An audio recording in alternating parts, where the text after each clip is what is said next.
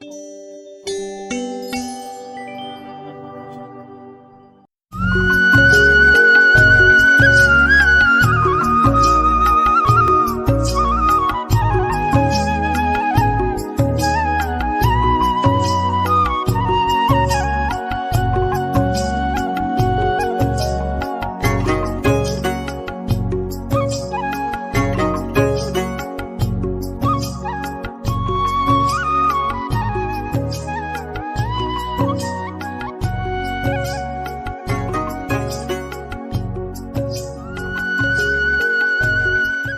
प्यारा सा गांव में दो पति पत्नी रहा करते थे। वे दोनों धन दौलत से परिपूर्ण थे। बस उन दोनों को एक चीज़ की कमी थी, वो थी औलाद की कमी। और औलाद के बिन परिवार अधूरी सी रहती है। और पत्नी बहुत ही घमंडी औरत थी। गरीब लोगों के प्रति बहुत ही घृणा थी। गरीब लोगों को देख चिढ़ सी हो जाती। अपने घर में प्रवेश तक नहीं करने देती थी। एक दिन पत्नी अपनी पति से पूछते हैं, हम दोनों के पास सब कुछ है, बस एक औलाद की कमी है। हे ऊपर वाले, हम दोनों की कमी को पूरा करे। तुम चिंता मत करो, ऊपर वाले ने चाहा तो जल्द ही हम दोनों के पास एक संतान प्राप्त हो जाएगी। और हम दोनों तो डॉक्टर के पास तो जाते ही हैं, कभी ना कभी तो हम दोनों को संतान होंगे ज़रूर। तभी आवाज़ गूंजती है उस गांव में, भिक्षाम देही भिक्षाम देही। और ये आवाज़ सुन के पत्नी दौड़ के घर से बाहर की ओर चली जाती है और उसके पास जाती है और पैर छूने लगती है और रोती हुई बोलती है, बाबा कुछ कृपा करे, हमारे पास तो सब कुछ है सिवाय संतान के। बाबा आप ही कुछ कृपा करें। फिर बाबा उस औरत के हाथ को देखने लगते हैं। कुछ देर देखने के बाद बाबा बोलने लगते हैं, तुम्हारे हाथों के लकीरें कह रही है कि तुम कुछ दिनों के मेहमान हो। अगर तुम हमसे पूजा पाठ कराती हो तो ये सारे दुख दर्द इस घर से हमेशा हमेशा के लिए ख़त्म हो जाएंगे। और बाबा की बात सुन के वो बहुत डर जाती है और बोलने लगती है, हे भगवान, अब हमारा क्या होगा? बाबा आप जो बोलेंगे वही होगा। बाबा मैं पूजा पाठ कराऊंगी। आप बताइए कब करना है पूजा पाठ? बोलिए बाबा। आप दोनों चिंता मत करो, हम सब ठीक कर देंगे। बस एक काम करना पड़ेगा, आप दोनों को 1,01,000 रुपया दान करना होगा और आपके पास संतान भी होंगे और आप भी ठीक हो जाएंगे। क्या आप दोनों ये काम कर पाएंगे? हाँ बाबा, अगर आपको दान देने से हम दोनों की घर में खुशियाँ आ सकती है तो हम दोनों ज़रूर दान करेंगे। फिर वे दोनों पति पत्नी एक दिन पूजा पाठ रखते हैं और पंडित को 1,01,000 रुपया दान में देते हैं। और पति पत्नी भी खुश और बाबा भी खुश।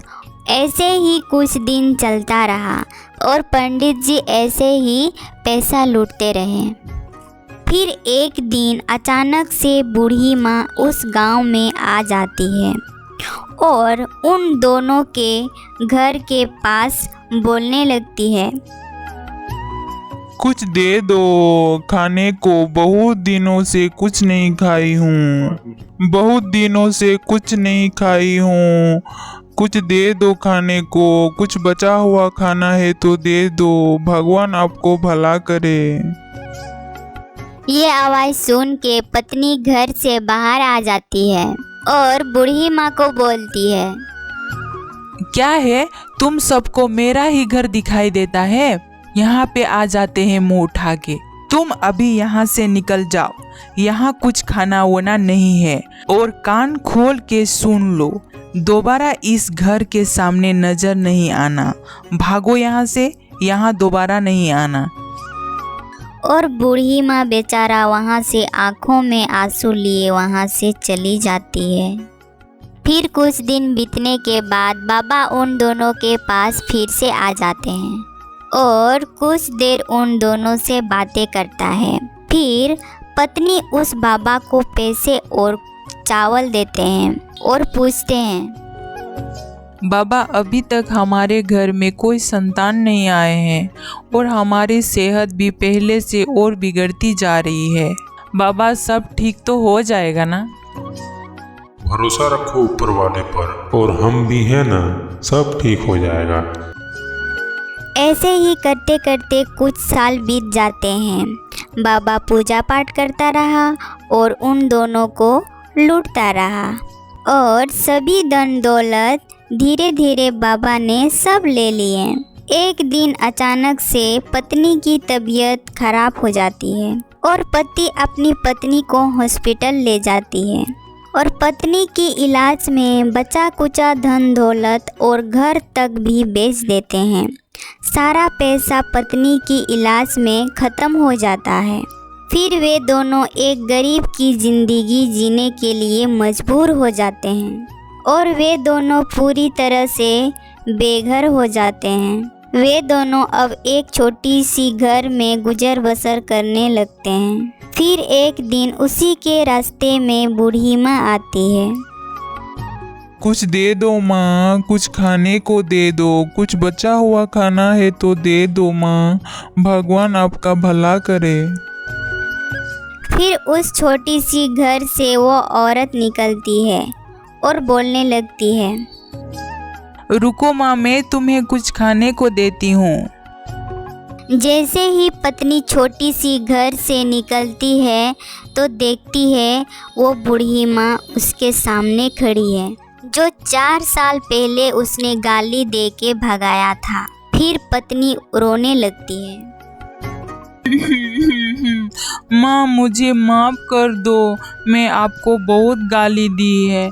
उस दिन मुझे आपको गाली नहीं देना चाहिए थी। उस दिन के लिए मुझे माफ़ कर दो।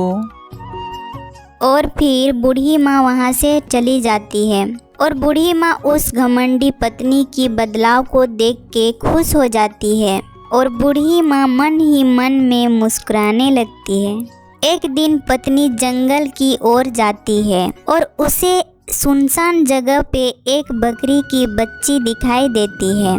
पत्नी उस बकरी की बच्चे के पास जाती है और उसको पकड़ लेती है और इधर उधर देखने लगती है बकरी की माँ को।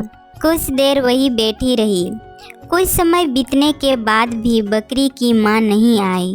फिर पत्नी ने उस बकरी की बच्चे को गोद में उठाया और अपने घर ले आया और उस बकरी के बच्चे को अच्छे से देख रेख करता। ऐसे ही समय बीतता गया और बकरी का बच्चा अब बड़ा हो गया था। फिर एक दिन बूढ़ी माँ की आवाज़ आती है, कुछ दे दो माँ, कुछ खाने को दे दो, बहुत दिनों से कुछ नहीं खाई हूँ, कुछ दे दो, भगवान आपकी भला करे। रुको माँ, मैं आ रही हूँ, कुछ देर रुको, खाना लेके आ रही हूँ। फिर वो घर से निकलती है और इधर उधर देखने लगती है। माँ, कहाँ हो आप? मैं आ गई हूँ खाना लेके। आप कहाँ दिखाई नहीं दे रहे हैं? किधर हो? मैं यहाँ हूँ। मैं कोई बकरी की बच्ची नहीं हूँ, मैं एक परी हूँ। मैं वही बुढ़िया माँ हूँ जो आपके घर आया करती थी। मैं वही बुढ़िया माँ हूँ जो हर रोज़ तुम्हें देखा करती थी। मैं वही बुढ़िया माँ हूँ जो आपके बदलाव को देखी हूँ, और ये मेरा आखिरी परीक्षा थी। इसलिए मैं बकरी के रूप में आई ताकि देख सकूं कि तुम सचमुच अब बदल चुकी हो या थोड़ी सी भी घमंड बची है। लेकिन तुम सारा परीक्षा में पास हो गई हो। मेरी इतनी अच्छी तरह से देख रेख की, मैं समझ गई कि अब तुम पूरी तरह से मेरी परीक्षा में पास हो गई हो। अब तुम्हें सारी खुशियाँ मिल जाएगी। अब तुम बोलो क्या मांगती हो, तुम्हें सारी खुशियाँ मिल जाएगी। परी माँ, हम दोनों को धन दौलत नहीं चाहिए, बस एक संतान की कमी है। अगर आप वो कमी पूरी कर दे तो हमारी संतान की कमी पूरी हो जाएगी। और फिर परिमा की कृपा से संतान की कमी भी पूरी हो जाती है और अब पूरी परिवार बहुत खुश रहते हैं और थोड़ी बहुत धन दौलत की कमी भी पूरी हो जाती है। पूरा परिवार उस परी को हर रोज़ याद किया करते हैं और सब बहुत खुश रहते हैं।